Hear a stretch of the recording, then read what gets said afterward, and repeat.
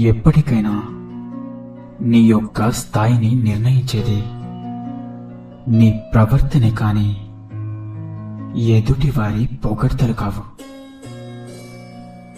ఒకరిని అపార్థం చేసుకోవడంలో ఉన్నంత శ్రద్ధ అర్థం చేసుకోవడంలో ఉంటే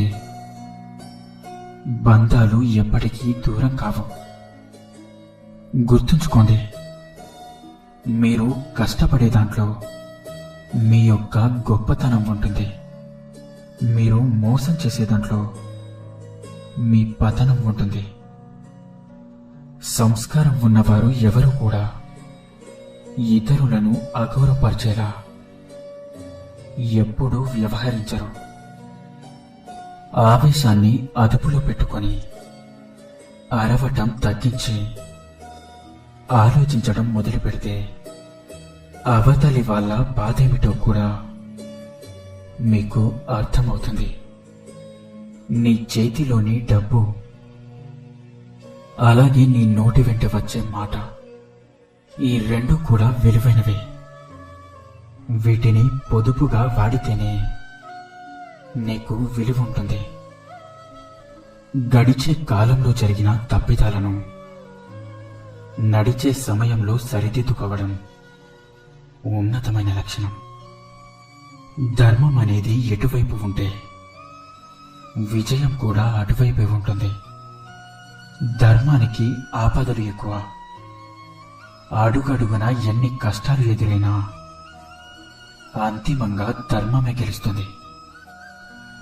గొడ్డలితో నరికిన చెట్టు మళ్ళీ చిగురిస్తుంది, కానీ మాటలతో నరికిన మనసు మాత్రం ఎప్పటికీ చిగురించదు. మనం చేసే పనిలో ప్రతిసారి సంతోషం లభించకపోవచ్చు, కానీ పని అనేది లేకపోతే అసలు సంతోషం అనేది ఉండదు. తోటి వారికి బాగా సంపద ఉందని నీకు లేదని ఎప్పుడూ కూడా బాధపడవద్దు. నీ దగ్గర నిజాయితీ లేనప్పుడు మాత్రమే నువ్వు బాధపడు. పరిగెత్తేలా ఉంటే తరుముకుంటూ పరిగెత్తు. నిలబడేలా ఉంటే ఎదిరించి నిలబడు. చెమట విలువ, డబ్బు విలువ, అలాగే బ్రతుకు విలువ తెలిసిన వారు ఎదుటి వారి సంపాదనలో వేలు పెట్టరు. ఎవరైతే నరం లేని నాలుకను, అలాగే హద్దులేని కోపాన్ని, ఉప్పొంగే ప్రేమను అదుపులో పెడతారో వారే గొప్పవారవుతారు. మనకు తగిలే ప్రతి గాయానికి రక్తమే రావాలని ఏమీ లేదు. కొన్నిసార్లు కన్నీళ్లు వచ్చే గాయాలు కూడా అవుతూ ఉంటాయి. కష్టమనేది లేకపోతే సుఖానికి విలువ లేదు.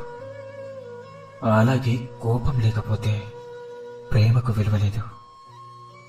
మీరు దాచిన నిజం మిమ్మల్ని నిద్రకు దూరం చేస్తూ ఉంటుంది. అలాగే ఒక్కోసారి మీరు చెప్పే నిజం మిమ్మల్ని మనుషులకు దూరం చేస్తూ ఉంటుంది కాదంటారా? గెలవాలి అనే తపన నీకు దృఢంగా ఉంటే ఓటమి నిన్ను ఎప్పటికీ తాకలేదు. మనం తెలిసి చేసినా తెలియక చేసినా చేసుకున్న కర్మ ఫలితం మంచైనా చెడైనా అనుభవించక తప్పదు. మెరుగు పెట్టకుండా వజ్రానికి, కష్టాలను ఎదుర్కోకుండా వ్యక్తికి ఎప్పటికీ గుర్తింపు రాదు. ఒకవేళ వచ్చినా కూడా అది ఎంతో కాలం నిలవదు. బాగా గుర్తుపెట్టుకోండి, ఒకరి దగ్గర భిక్షాటన చేసినా పర్వాలేదు, ఒకరిని అన్యాయం అలాగే మోసం మాత్రం ఎప్పటికీ చేయకు. నీకు నచ్చినా నచ్చకపోయినా నువ్వు బ్రతికి ఉన్నంతకాలం బాధ అనేది నీ జీవితంలో ఒక భాగంగా తప్పకుండా ఉంటుంది. బాధ్యతలు అనేవి నీ చుట్టూ హద్దులు నిర్మిస్తాయి. మితిమీరిన హద్దులు నీ జీవితంలో నిజమైన ఆనందానికి సంకెళ్ళు వేసి బంధిస్తూ ఉంటాయి. ఒక పుస్తకంలో గొప్పతనం అందులో ఉండే విషయం మీద ఆధారపడదు, అది నీకు అందించే ఆలోచన మీదే ఆధారపడి ఉంటుంది. నీ యొక్క తెలివిని ఎంత పెంచుకుంటే నీ విలువ కూడా అంత పెరుగుతుంది. నీ గర్వాన్ని ఎంత తగ్గించుకుంటే నీకు అంత మనశ్శాంతి దక్కుతుంది. కొన్నిసార్లు ఎన్ని పుస్తకాలు చదివినా రాని స్పష్టత కొందరితో ఒక్కసారి జరిగే సంభాషణతో వస్తుంది. భోజనం రుచిగా లేదని ఫిర్యాదు చేసే ముందు తినడానికి ఏమీ లేని పేదవారి గురించి ఒక్కసారి ఆలోచించండి. ఎలాగైతే దెబ్బతిన్న పులి అవకాశం కోసం ఎదురు చూస్తూ ఉంటుందో, అలాగే ఓటమి చెందిన వ్యక్తి కూడా కసితో లక్ష్యాన్ని సాధించుకోవాలి. ఒకరిని విమర్శించే ముందు మీరు సరిగ్గా ఉన్నారో లేదో చూసుకోవడం చాలా ముఖ్యం. ఎందుకంటే మీరు ఒకరిని విమర్శిస్తే మిమ్మల్ని విమర్శించేవారు 100 మంది ఉంటారు. గడిచిపోయిన నిన్నటి కంటే, తెలియని రేపటి కంటే గడుపుతున్న ఈరోజు ఎంతో విలువైంది. మీ యొక్క రహస్యాలను ఎప్పుడూ కూడా ఎవరికి చెప్పవద్దు, ఎందుకంటే అది మిమ్మల్ని నాశనం చేస్తుంది. మీ వద్ద ఉన్నంతసేపు అది రహస్యంగా ఉంటుంది. ఎప్పుడైతే ఇతరుల చెవిలో పడుతుందో అది హాస్యంగా మారుతుంది. నీరు లేని బావి దగ్గరికి, అలాగే డబ్బు లేని వ్యక్తి దగ్గరికి ఎవరు రారు.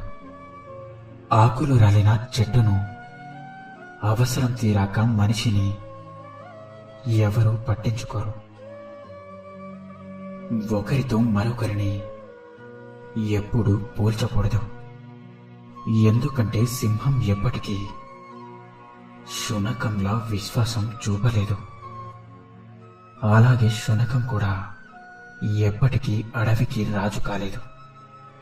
కానీ ఎవరి స్థానంలో వారు ఎంతో గొప్పవారు. అర్థమైందనుకుంటా. మీరు సహాయం చేసినప్పుడు కలిగే ఆనందం కన్నా మోసం చేసినప్పుడు కలిగే బాధే మనిషికి ఎక్కువ కాలం గుర్తుంటుంది. పైకేమో దీవెనలు, లోపల శాపనార్థాలు. పైకి ప్రేమలు, లోపల ద్వేషాలు. పైకేమో మనిషితత్వం, లోపల రాక్షసత్వం. పైకేమో నిజాయితీ, లోపల నటన. ఇదే నేటి సమాజం కాదంటారా? ఇన్ని మంచి సూక్తులలో మీకు ఏ సూక్తి నచ్చిందో కింద కామెంట్ చేయండి. అలాగే ఈ వీడియో మీకు నచ్చినట్లయితే వీడియోని లైక్ చేసి ఇలాంటి మరిన్ని వీడియోస్ కోసం మన ఛానల్ని సబ్స్క్రైబ్ చేసుకోండి. ధన్యవాదాలు.